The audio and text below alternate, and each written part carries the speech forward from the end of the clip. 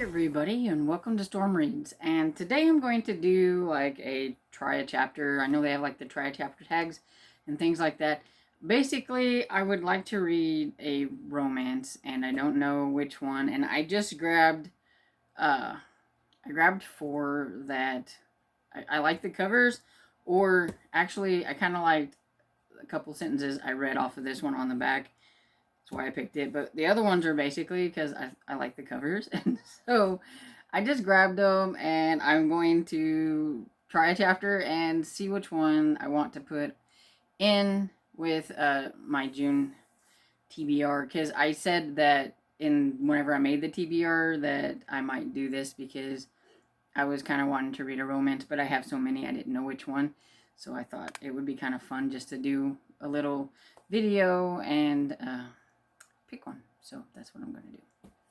So the first one I have is Hellion by Gloria Dale Skinner. And when I hauled this the other day, I just read a little bit off of the back, and what I read sounded really interesting to me, so I'm kind of curious. It says, taught by her three older brothers, Rosalind Latimer can outride, outshoot, and outsmart any man. That was pretty much what hooked me. The rest of it says, now she wants to follow in her late father's footsteps as sheriff of Poppy, Colorado, and use her badge to tame the rough and tumbled gold mining town. But when Carson Murdoch crosses her path, Rosalind discovers one thing she's never learned: what it means to be a woman. Well, that sounds interesting. The rest of it, I mean, there's even more, but we're just going to stop there. Sounds super interesting, so I am curious. This one is from, let's see, 1998, it looks like. So this one's from 1998. And, okay, I just really love this. It's just so funny because, like, this gives me Robin Hood vibes. I don't know if anybody else feels like that, but it gives me Robin Hood vibes. And then it has a step back, and you open it up, and he's got guns, so it's like an outlaw. So it's like, guess that's two different kinds of outlaws, right? You know, Robin Hood and the dude with the gun. So it just sounded really interesting. And this one is In a Rogue's Arm by Virginia Lynn. He was a dangerous outlaw who had sworn vengeance. One moment, Chloe was lost in a daydream about her new Texas home, and the next she was holding on for dear life as gunfire echoed and her uncle's carriage comes rumbling to a halt. Before she could draw breath, the fair-haired beauty found herself on the ground and in the clutches of a bold and brazen outlaw known as the Baron. Daring and dangerous, he took what he wanted from the wealthy, and now, as she watched in helpless rage, he turned his hungry gaze upon her. She was the pampered niece of his enemy. For Cal Hardin's humiliation and empty pockets were a modest revenge for the crimes committed by Chloe's uncle, who made his money from the misery of others. Yet when the banker's niece comes tumbling out of the carriage, all spitting fire and white petticoats, Cal knew he had his foe where he wanted them at last. But what he didn't know was that he could never foresee was his own reaction to the fair Chloe, for when he took her in his arms, he never wanted to let her go. It is a once upon a time romance, and yes, it sounds definitely sounds like it has a Robin Hood vibe, which I'm guessing that is why that is on there, even though he is toting a gun. But it sounds really good. And this one is a Harlequin Regency romance, and it does not have a number on it, or I would tell you. Oh, I forgot to say, this one is from, I think, is it the 8? What is it? 93. So this one's from 1993. And this one is from 1984. And it's A Revenge for a Duchess by Sarah Orwig. And I like the title and I like the cover. It was pretty. It says, Debtor's Prison or a Loveless Marriage. Melissa Hampstead had to make a suitable match within a month or go to prison as a common thief.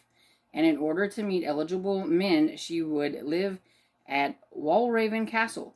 So decreed the handsome, cynical, inflexible Duke of Walraven, after her inept father and uncle had tried to rob him to save their dwindling estate. But the quick-tempered Duke and the headstrong Melissa were always at loggerheads until she was threatened by a blackmailer. She was threatened by a blackmailer. Forced to face the consequences of his rash decision, the Duke learns that Cupid, as well as justice, is blind.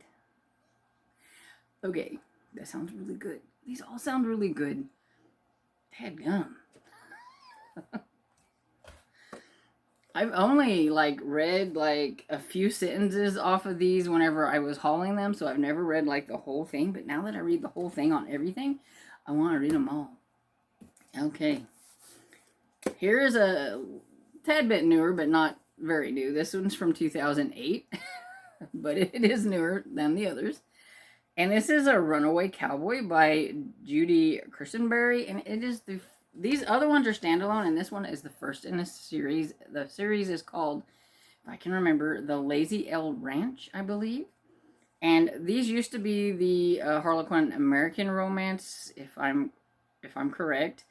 And now they are called the Western Romances or whatever. So it says, move over, cowboy. Jessica Ledbetter had worked too hard for her family's Colorado Dude Ranch, the Lazy L, to roll over and play dead when Jim Bradford shows up as the new manager. Even if the former power broker from New York City was just as handsome in a custom suit and tie as he was in jeans and a Stetson. And he seemed to be having no trouble getting back in the saddle. Jim, a native Texan, took the reins and steered the operation with ease, roping in the guests and even taming Jessica's uncooperative brothers. But the Lazy L was her legacy. Jess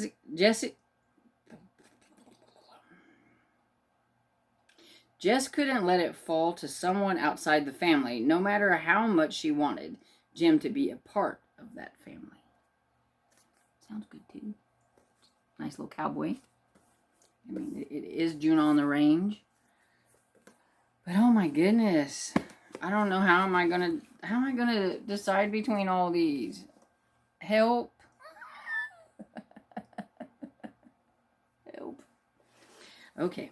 So I am going to read a chapter, and then we will be back, and I will let you know which one hooked me from the very beginning, and hopefully it's not all of them, because then I'm going to be in a mess. Okay, so I read most of the first chapter on these. They were very long, so I didn't read the whole chapter, or I was never going to get done. I forgot how long romance chapters can be. So, in Hellion, the beginning starts out with a bit of a shock for the main character, because she wants to run for sheriff because her father was sheriff and now she wants to. And that's very unladylike for back then, that she wants to be a sheriff. And there is this stranger that is in the saloon where she goes in there because she was summoned to talk to Gayla, who is the proprietor of the saloon. And she finds out that this Casson guy is supposed to be talking to her too. And you find out that Casson's father had been accused of bank robbery and murder. And whenever, I guess he was probably, I think he was probably around 13, 14, somewhere around there, I think it said.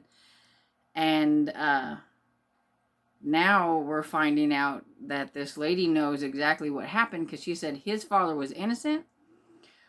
But then the main character, is it Rosalind? Yeah. Rosalind's father, who was the sheriff, was the one who was the bank robber and the killer of the teller at the bank robbery. And so Rosalind is furious. She said she's telling all kinds of lies. Don't know why she's spreading these lies and all that stuff. So it was quite a twist for her. She's not believing that her father is capable of doing that kind of thing. And so it starts off pretty lively. In in A Rogue's Arms, we've got a guy who, at the beginning, I read the prologue and then a little bit of the first chapter. And the prologue starts out in 1864, where the main character, who is the outlaw, can't remember his name, Cal, he has to witness his father being killed by these masked guys, and you don't really know why. They burned his house, and they were trying to get away, and they were running, and the guys in the mask shot his father, and he threatens to, the boy picked up the gun and threatened to shoot the outlaw guy, or at least the guy in the mask. And, but he doesn't, and there's some words, and Cal is thinking to himself, that, one of these days he is going to get his revenge when he finds out who he is. And then we go forward to 1879, and so young boy is all grown up and is quite the outlaw himself that they call Baron, and he pretty much finds pleasure in robbing this one guy that he knows, because he knows he has figured out who it was that killed his father, and so he steals from him every time he turns around and everything. So yeah, and he has his merry men. So he does have a group of men. So it is kind of like a Robin Hood type of a book. And so I'm guessing that's why the cover. But yeah, this one time, whenever he stops the coach, the guy Mitchell that is in there happens to have his niece in there. And his niece is kind of fiery and comes out shooting. And they wrestle her to the ground and everything, and that was kind of pretty much where I left off, because it was kind of funny that out of both of them, the guy that was in there, it was the girl that come out there shooting and screaming and yelling and cussing and all that kind of stuff. That was kind of fun. And then in Revenge for a Duchess, the first chapter was just really funny, and it didn't even really involve the main character much, but it was about these two brothers, and evidently they've gotten themselves in a bit of trouble, and they are in debt. And I think, well, what I got from it is that if they can't pay, that somebody was going to come and get the one's daughter or whatever, and I guess maybe put her in debtor's prison. Maybe she's going to have to pay off the debt or whatever it is. And they're like, we can't let this happen. And so the one gets this idea that they can be like highwaymen and be bandits, and that they could get enough money to maybe make up for what is going on. The one doesn't want to do it, but the other brothers, well, we don't have any, we don't have a choice. We have to do this. The first carriage that they try to rob, it was a hearse carriage. It had a casket in there, and they thought maybe they were trying to disguise the gold, so they shot the lock off of it and found out, oh nope, there's really a dead person in there, and so they're not having very good luck. And then the next one that they rob, there was lovers in there in a little bit of a compromising position. And so they're like, nope, can't do that one, or whatever it is. So it was kind of funny, and that's kind of how the first chapter was. So you only meet the main character, the girl, just a little bit. When she was, you find out that she knows how to hunt, because they're very poor, and she made turnip soup, and she said, I managed to catch a rabbit, so she shot a rabbit. So they were having some meat with the rabbit and everything, and she knows that they're in kind of dire straits. But it starts out like the second chapter, it sounded kind of like, I think maybe something might happen. Oh yeah. And so the second chapter starts out with Melissa, I think that's her name, yeah. Melissa is waiting up for her father and her uncle, wanting to know what they've been doing because they were out riding at night, and they're like, we're just going for a ride, and she's like, a midnight ride. So she's kind of caught him in the act, I guess. So this one starts out really funny, and so I'm like really curious because it has kind of like the back kind of a Beauty and the Beast type thing, because the father is, trying to do something that I have a feeling he's going to get caught, and then she's going to be the one that has to pay the price, even though that's kind of how it was going to be at the beginning. Because says Melissa Hampstead had to make a suitable match within a month or go to prison as a common thief. So, yeah, I think it has kind of like that kind of a thing going on for it. So I'm really super curious about this one.